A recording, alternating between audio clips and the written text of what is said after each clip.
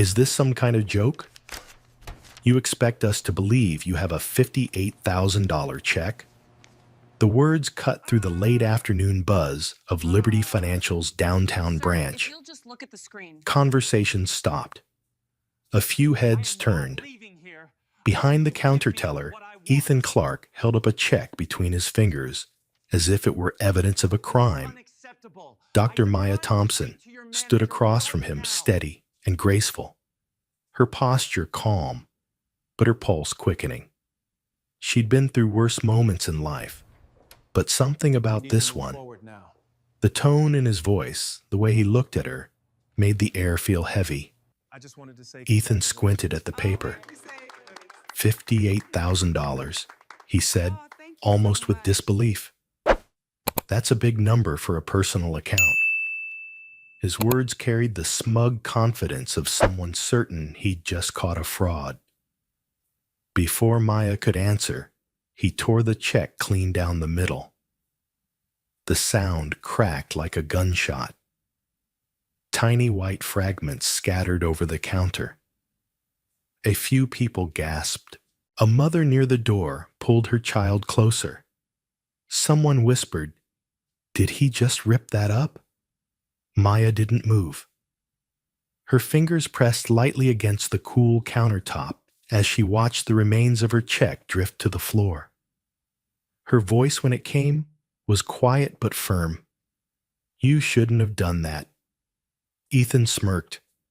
"If it's fake, it doesn't matter. We've seen this scam 100 times.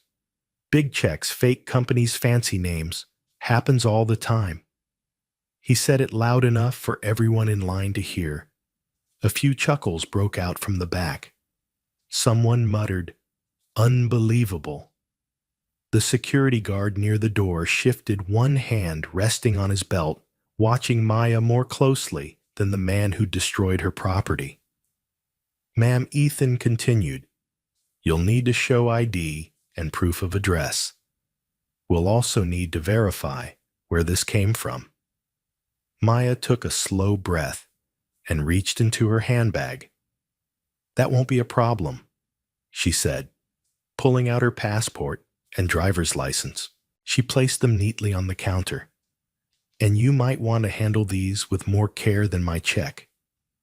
Before Ethan could reply, the branch manager arrived.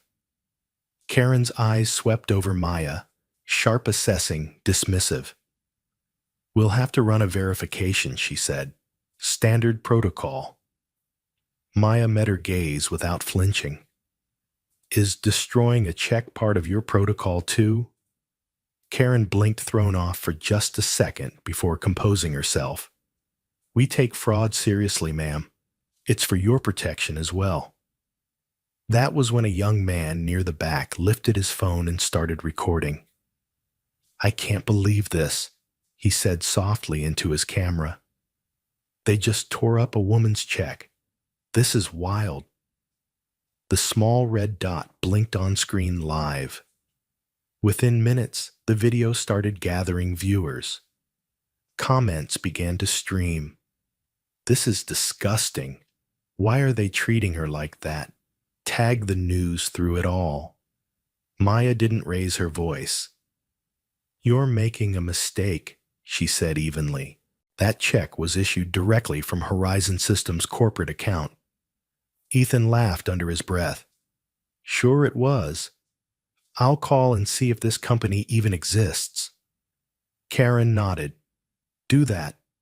Meanwhile, ma'am, please step aside while we handle this properly." Maya stayed where she was. Her calm wasn't passive. It was deliberate, a refusal to be moved by ignorance. The security guard took a step closer, as if proximity could justify authority. Then something shifted.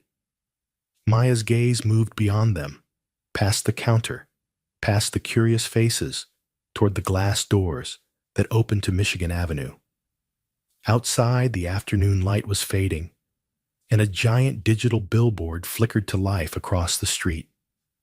Her eyes locked on the image appearing there. A familiar smile, a familiar name.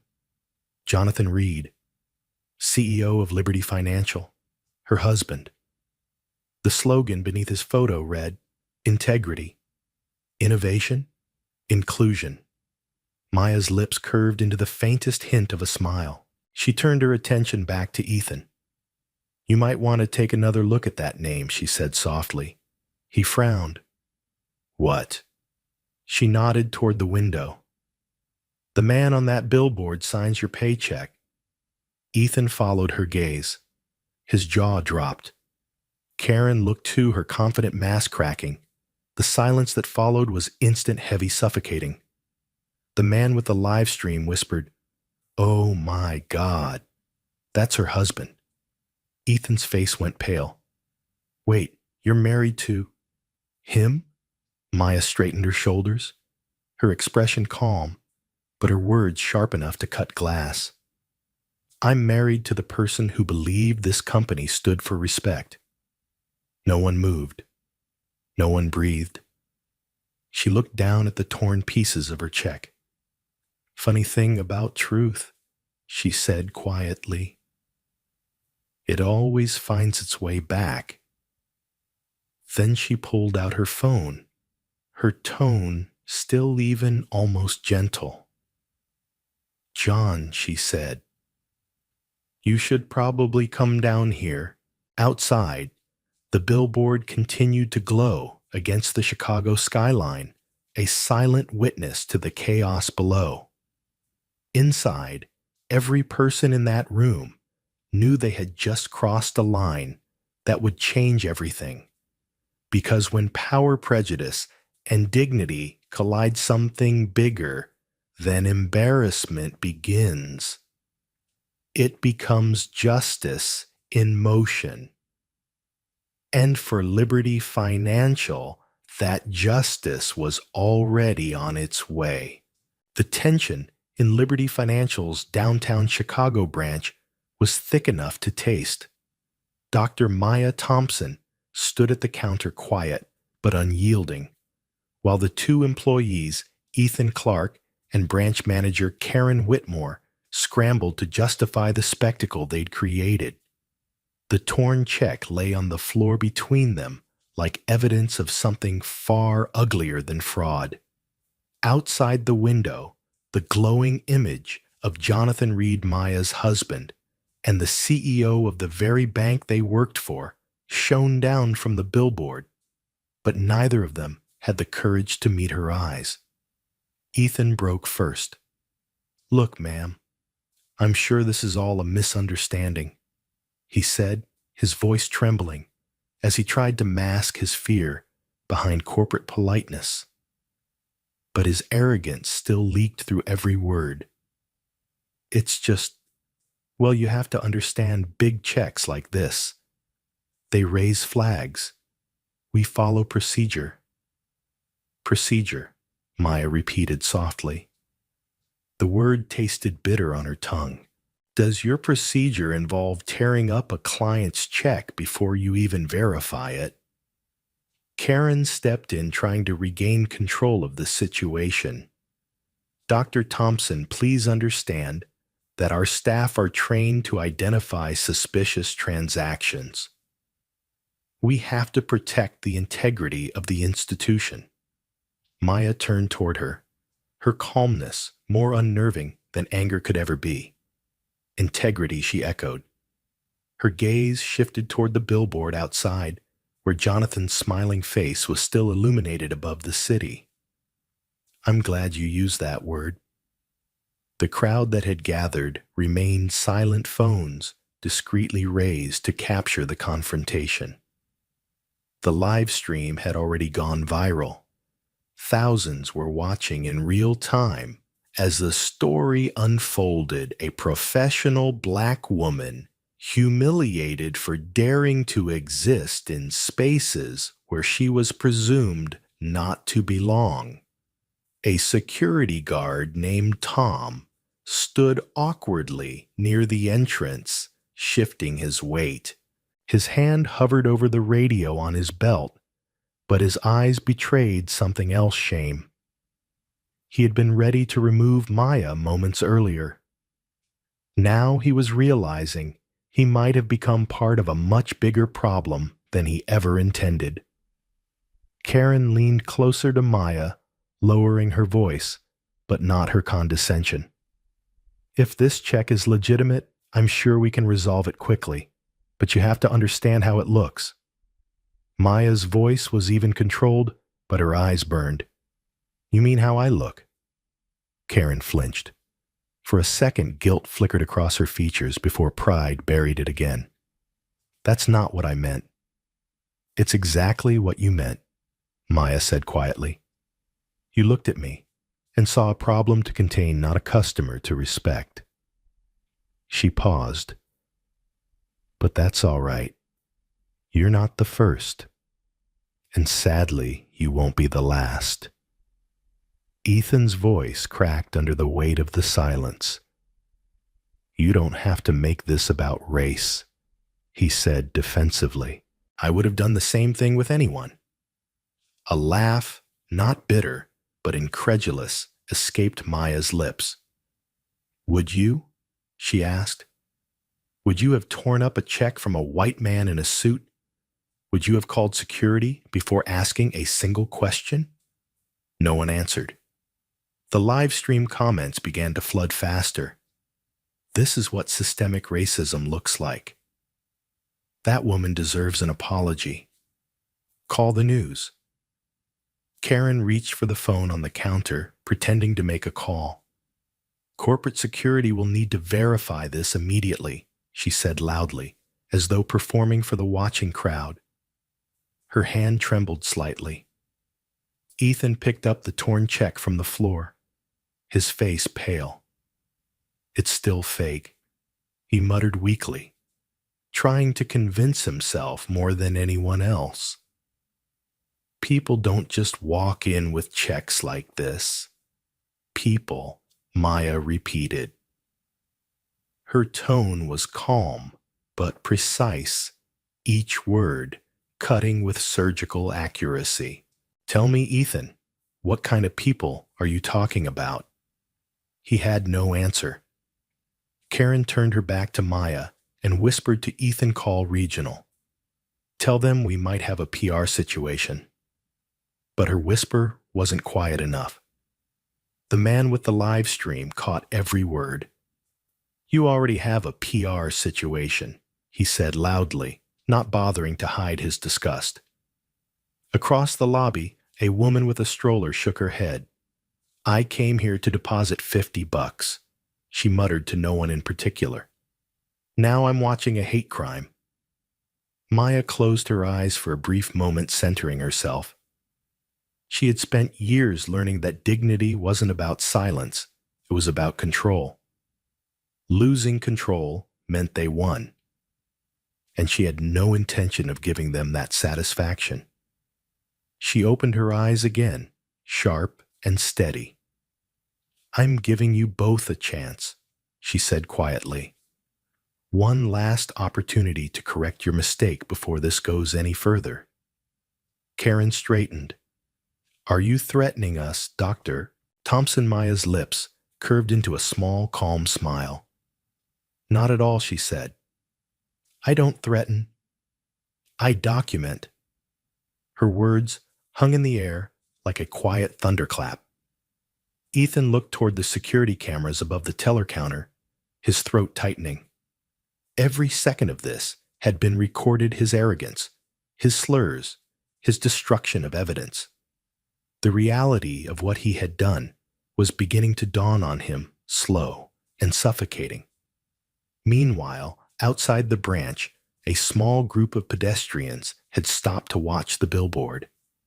The caption under Jonathan Reed's face read, "Leading Liberty Financial into a New Era of Equality and Trust." The irony was too thick to miss. Some of the live stream viewers began tagging Liberty's corporate account, flooding social media with outrage. Inside, Karen's phone buzzed on the counter. Her eyes widened at the incoming call, corporate HQ urgent. Maya noticed, but said nothing. She simply stood straighter, a picture of poise and composure, the same strength that had carried her through boardrooms where she was the only woman of color in sight. "Answer it," she said softly. Karen hesitated, her pulse racing.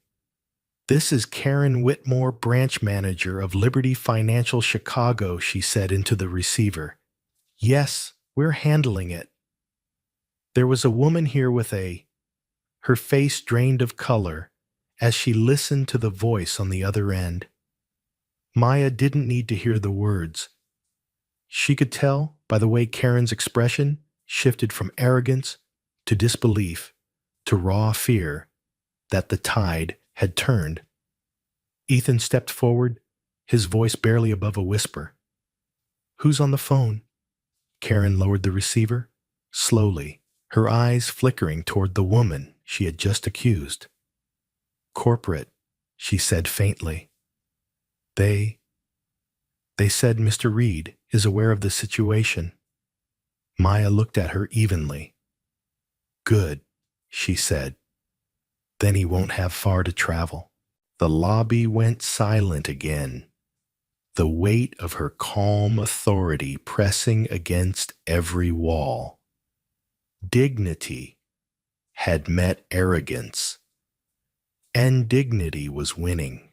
At that exact moment, across the city, inside the 32nd floor boardroom of Liberty Financial's gleaming glass headquarters, Jonathan Reed was surrounded by reporters and camera crews. The launch of his new initiative, Diversity is Wealth, was supposed to mark a turning point in the company's history, a declaration that Liberty was evolving beyond its outdated image. Screens behind him displayed photos of smiling employees of every color and background. The irony that his own wife was at that very instant being humiliated in one of his branches would not reach him for several more minutes. Jonathan's phone buzzed on the conference table, the notification lighting up with a message from his communications director, viral incident downtown. Discrimination claim, live on social, possible connection to you. He frowned, confused. Then came another alert. A video thumbnail paused on Maya's face, standing in the marble lobby he knew all too well. The headline above it read, "Bank Teller. Tears up $58,000 check. Black woman accused of fraud." He didn't finish reading. The blood drained from his face as realization hit like a blow. That was Maya, his wife, his partner, the woman whose integrity he had built entire company values around. Without a word, he pushed his chair back, ignoring the questions from the press, and strode out of the room. Back downtown, the lobby at Liberty Financial had turned into a stage of uncomfortable silence. Karen Whitmore stood behind the counter, pale and trembling, clutching the phone like it might save her career. Ethan Clark paced nervously, muttering half-formed excuses under his breath. Maya remained motionless, her gaze fixed on the security camera mounted above the desk. She wasn't angry anymore. She was studying, recording, memorizing every second. Years in corporate strategy had taught her one thing when systems fail. Evidence matters more than emotion. The man with the live stream, a middle-aged customer named Leonard Davis, was narrating softly for his swelling audience. She's still calm. Unbelievable composure. Managers on the phone with corporate now. People, this is happening live. His view count had crossed 20,000. Hashtags like Mar Liberty, Financial Shame, and Check Her Dignity were trending across social media. Karen finally spoke into the phone again, her voice shaking. "Yes, sir. Yes, she's still here. I understand." Her eyes flicked toward Maya. She's claiming to know Mr. Reed personally." She listened for a moment longer, then froze. Yes, sir, she whispered. Understood. When she hung up, her hands were trembling. She could feel every eye in the room on her. Ethan broke the silence. What did they say? Karen swallowed. Corporate security is sending someone down, she said, immediately. Maya tilted her head slightly. You might want to make sure they hurry. She said, her tone steady, because your cameras aren't the only ones recording this. Karen tried to maintain her composure, but the tremor in her voice betrayed her. You don't have to make this worse than it already is. I'm not, Maya replied. You did that yourself. Outside the city, traffic hummed along Michigan Avenue, oblivious to the drama unfolding behind the glass facade. Inside the clock, above the teller window, read 4:57 p.m., 3 minutes to closing. Yet no one moved. The air was thick with unease and the growing awareness that something irreversible had begun. On the television screen, mounted on the lobby wall, the bank's internal promotional broadcast flickered to life again. The same campaign looped silently, Liberty Financial Building, a future for everyone. But as the segment switched, a new video began to play. It was a clip from the morning's press event, Jonathan Reed standing at a podium, speaking passionately about equality, integrity, and respect. His face filled the screen framed by the bank's logo. The room seemed to freeze.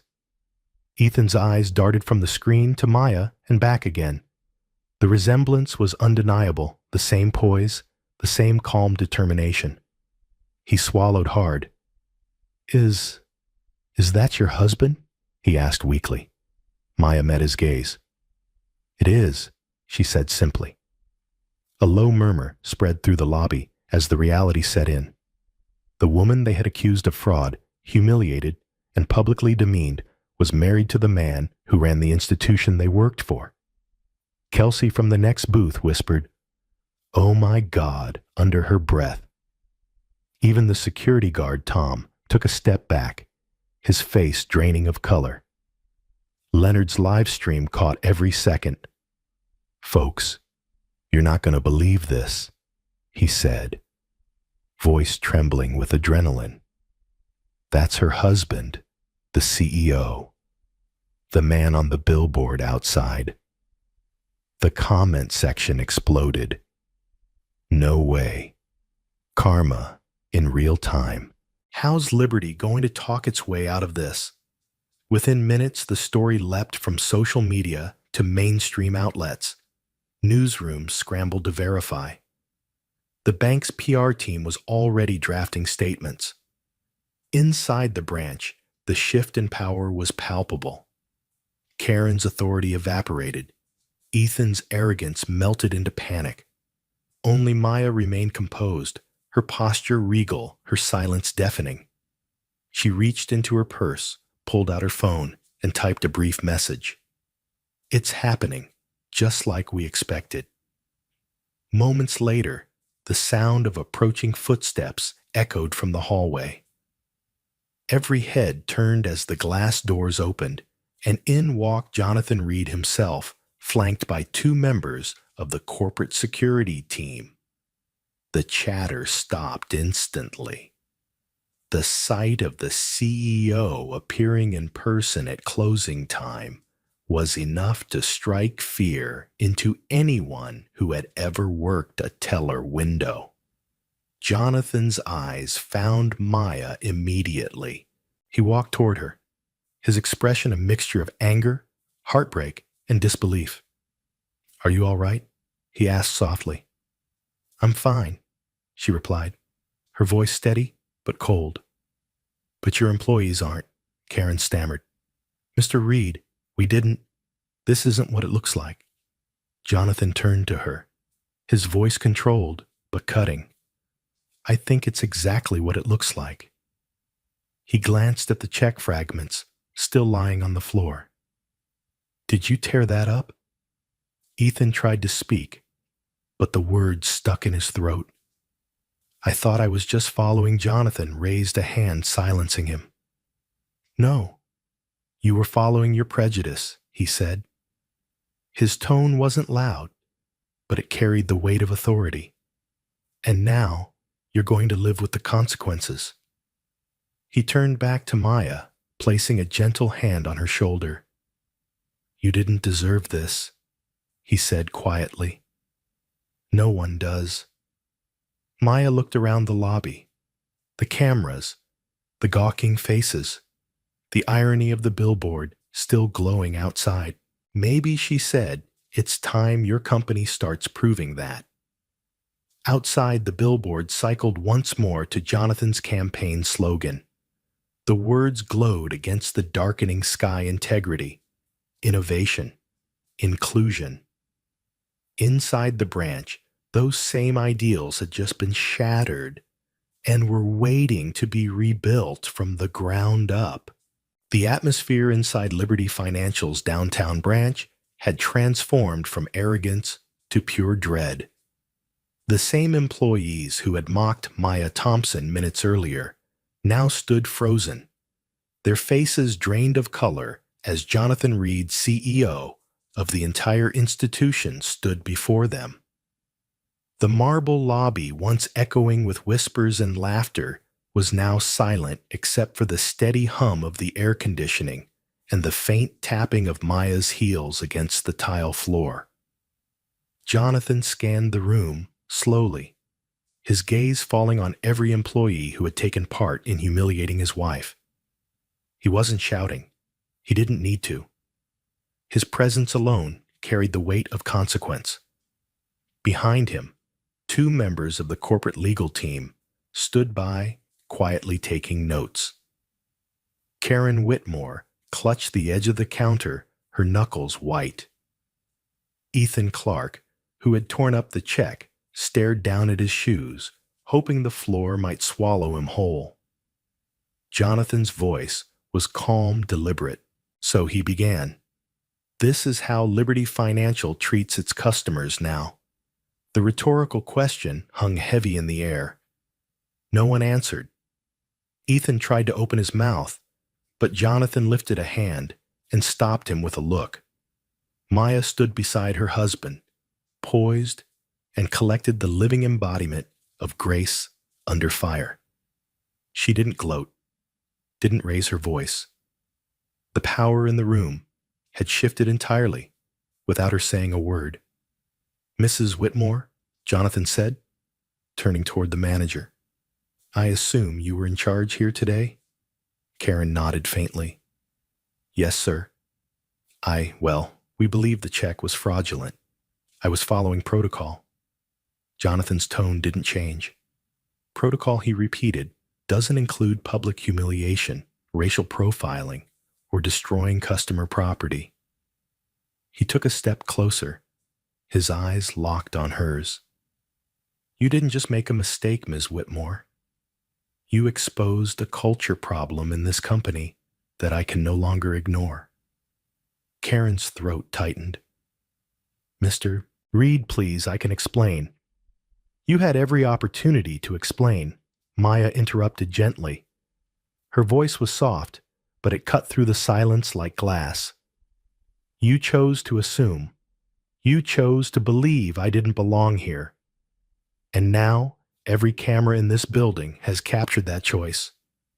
Karen's composure finally cracked. "I'm so sorry," she said. "It was never about yes. It was." Maya replied simply. "That's why it hurts." Across the lobby, Ethan finally spoke. "Mr. Reed, I didn't know who she was," he blurted out. "If I had known," Jonathan turned to him sharply. "That's exactly the problem," he said. "You think respect depends on recognition. You think basic decency is reserved for those who hold power or status. Let me make something perfectly clear what you did to her.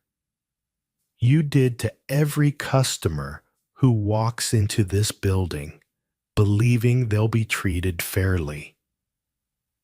A few of the customers who had witnessed the scene, nodded quietly.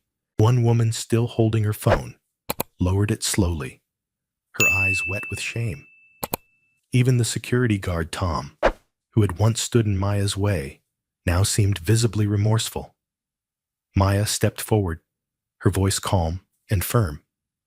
"Jonathan, this isn't just about an apology. It's about accountability." He nodded, once understanding. "It will be," he said. He turned back to Karen and Ethan. "Effective immediately, both of you are suspended pending a full investigation. Corporate compliance will handle your cases directly. Every employee in this branch will undergo mandatory retraining, and this location will remain closed until I'm satisfied that what happened here today can never happen again." Karen's face crumpled. "Sir, please, if you just..." Jonathan's tone softened, but remained resolute. "I don't take joy in this, Ms. Whitmore. But institutions are only as strong as their values. And today, Liberty Financial failed its values." In the corner, a little girl, no more than 10 years old, stood holding her mother's hand. They had been waiting quietly through the chaos, watching everything unfold. The girl tugged gently at her mother's sleeve and whispered, "Mom, is the lady going to be okay?" The woman nodded, tears forming in her eyes. "Yes, sweetheart," she said. "She's the strongest person in this room." Maya turned at the sound of the child's voice. For the first time that day, her expression softened. "Thank you," she said to the little girl. "I'll be just fine." Jonathan placed a hand on Maya's back, a silent gesture of support, before addressing the entire staff. "We can't undo what happened here," he said, "but we can decide what kind of company we want to be from this moment forward. This isn't just about one bad decision. It's about rebuilding trust, about learning that dignity isn't optional." The live stream, still running on Leonard's phone, captured every word. Viewers flooded the comments with messages of praise and outrage. "This is leadership," one wrote. "Finally, someone who gets it," said another. The story had become bigger than a single incident. It was now a reckoning. Jonathan looked around one last time, letting the silence settle. "If anyone has anything to add," he said, "now is the time." No one spoke. Maya took a slow breath, then addressed the staff herself. "I don't want revenge," she said. "I want change. I want every person who walks through those doors, no matter how they look, no matter where they come from, to be treated with the same respect you'd give me today. That's how we start to fix this." Her words carried more power than any reprimand could. Even Jonathan looked at her with quiet admiration. Outside, the billboard lights flickered again. Jonathan's face was replaced with a new image, a temporary corporate message uploaded by the PR team in real time. It read, "We hear you. We're changing." Inside the branch, Karen buried her face in her hands. Ethan stared at the floor, the full gravity of what he'd done sinking in. The child in the corner smiled faintly, sensing something good had begun. And Maya, once humiliated now, standing at the center of the storm, didn't look angry or triumphant. She looked resolved. For the first time that day, she allowed herself a deep breath. Dignity had won. But justice, she knew, was only beginning. 6 months later, Liberty Financial no longer looked or felt like the same institution that had once humiliated Dr. Maya Thompson. The branch where it all happened had been remodeled, not just with fresh paint and sleek furniture, but with purpose. The marble floors now reflected the faces of a more diverse staff. Near the entrance stood a digital display streaming real-time customer feedback part of a new transparency initiative. The words above it read, "Respect is measurable." It wasn't just decoration, it was a promise. Dr. Maya Thompson walked through those same glass doors one bright Monday morning. For the first time since that day, she returned not as a victim, but as an architect of change. The staff straightened instinctively, not out of fear, but respect. The atmosphere was different now, warmer, watchful, aware. Her husband, Jonathan Reed, had kept his word. Within weeks of the incident, he'd announced sweeping reforms across Liberty Financial, an independent bias monitoring system powered by AI mandatory empathy and ethics training for all staff, and an annual diversity audit with public results. It wasn't PR spin, it was structural. And Maya, though she'd never sought the spotlight, had become the quiet force behind it all. She paused in the center of the lobby, looking up at the wall where the promotional video once looped endless slogans. Now it played something new, a short film called The Dignity Standard. In it, employees spoke candidly about how that single afternoon had changed their view of what customer service truly meant. Among them was Ethan Clark. In the video, he didn't try to justify what he'd done. His voice was low, his expression sincere. "I thought I was just doing my job," he said. "But I was protecting the wrong thing policy instead of people."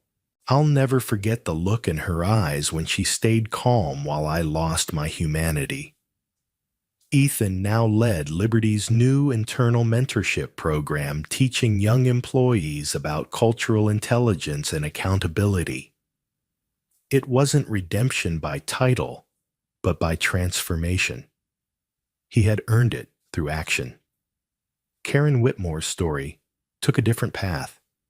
She had been terminated after the investigation, but months later, she reached out to Maya, not for forgiveness, but understanding. Maya agreed to meet her at a small cafe near the lake. Karen looked different, tired, humbled, and for the first time real. She told Maya she had started volunteering with a nonprofit that helped women of color in corporate finance navigate workplace discrimination. "I can't undo what I did," she said, "but I can make sure fewer people repeat it." Maya nodded. "That's how change begins," she replied. Outside the bank, a new billboard stood where Jonathan's old campaign once glowed. This time, it featured both of them standing side by side, not as symbols of power, but as partners in reform.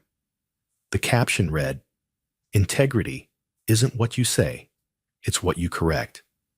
The story of what happened that day had traveled far beyond Chicago. It had been featured in national news, discussed in leadership conferences, and even studied at Harvard Business School as a case on corporate accountability. They called it the Thompson Protocol, a model for transforming humiliation into systemic reform. But for Maya, the true victory wasn't the policies or headlines. It was the quiet moments, the subtle shifts in behavior she noticed when she visited other branches. The way tellers made eye contact, the way security guards greeted customers instead of hovering, the way people paused to listen before assuming. Liberty's AI-driven bias detection program had already flagged and corrected dozens of potential issues across the network, reducing discrimination-related complaints by 60%. Jonathan often said that technology couldn't fix hearts, but it could hold them accountable, and Maya agreed. Every month, Liberty donated a portion of its profits to fund scholarships for minority students pursuing careers in finance and technology. The first award was presented at a small ceremony in the same lobby where Maya had once stood humiliated. She handed the certificate to a young black woman named Alicia, who dreamed of becoming a data scientist. When Alicia hugged her, she whispered, "Because of you, I'm not afraid to walk into any room." That night, as Maya and Jonathan left the building, hand in hand, she looked up at the skyline, the same city that had once witnessed her public humiliation, now shimmered with possibility. "Do you ever think about that day?" Jonathan asked quietly, every time she said, but not with pain anymore, with purpose. They paused outside beneath the billboard's soft glow. Jonathan's hand tightened around hers. "You turned a moment of cruelty into a blueprint for change," he said. Maya smiled faintly. "No," she replied. "We turned it into a movement." A car passed, and for a brief second, the reflection of the billboard flickered in the glass doors. Two figures, standing tall, united by more than love, by conviction, by proof that dignity once denied can rebuild the very system that tried to destroy it. And in that reflection, Maya saw not the woman who had been humiliated, but the one who had taught an entire institution what true power looks like, quiet, steady, and impossible to tear apart. When the world first saw that viral video, the one where a bank teller ripped up a black woman's check, no one could have imagined how it would end. What started as another act of everyday prejudice became one of the most powerful real-life lessons on dignity, restraint, and transformation. Dr. Maya Thompson walked into Liberty Financial that afternoon as a customer. She walked out as a catalyst for change. In the beginning, she was humiliated, questioned, and dehumanized by people who had power only because they believed they were entitled to use it against her. Ethan Clark, the teller, tore up her $58,000 check because he couldn't reconcile her composure and appearance with his limited idea of who belonged in wealth. Karen Whitmore, the branch manager, sided with him out of reflex, not evidence. And the crowd, those silent witnesses, did what society often does: they watched. But Maya didn't break. Her calm was not weakness. It was strategy. What they didn't know was that the woman they dismissed was married to Jonathan Reed, the CEO of the very institution they worked for. When he appeared, everything shifted. Arrogance collapsed under truth. Titles and uniforms meant nothing when the company's values were exposed as hollow. That single afternoon shattered the illusion of fairness that so many corporations hide behind. Maya never set out to be a hero. She didn't seek headlines or sympathy. What made her extraordinary was her decision to stay composed when everything around her tried to strip her of grace. Her silence wasn't submission. It was power, harnessed with precision. She proved that you don't need to shout to be heard. Sometimes calm conviction is the loudest sound in the room. The lesson here runs deeper than corporate ethics or racial bias. It's about human dignity, the kind that cannot be handed to you or taken away. Every day, ordinary people face small injustices, assumptions, and quiet exclusions. We may not all own banks or lead corporations, but we each have influence within our circles, workplaces, and communities. The question is, Do we use that influence to judge or to lift, to assume or to understand? If Maya's story teaches us anything, it's that intelligence and patience can dismantle prejudice faster than outrage ever could. When you respond to ignorance with composure, you disarm it. When you demand accountability instead of vengeance, you create change that lasts. The power of transformation begins not in institutions, but in individuals who choose integrity over impulse. So the next time you witness someone being treated unfairly, remember this story. Don't stay silent. Speak up. Document. Ask questions. Let your actions ripple outward, because that's how progress spreads from one courageous decision at a time. And if Maya Thompson's journey moved you, inspired you, or made you reflect on your own choices, don't let it end here. Subscribe to our channel, share this story, and help us continue telling the kind of true stories that remind the world what dignity, justice, and humanity look like when they stand their ground. Your support gives us the strength to keep creating powerful, meaningful content that drives real change. Together, we can make sure stories like Maya's are not exceptions, they become the new standard.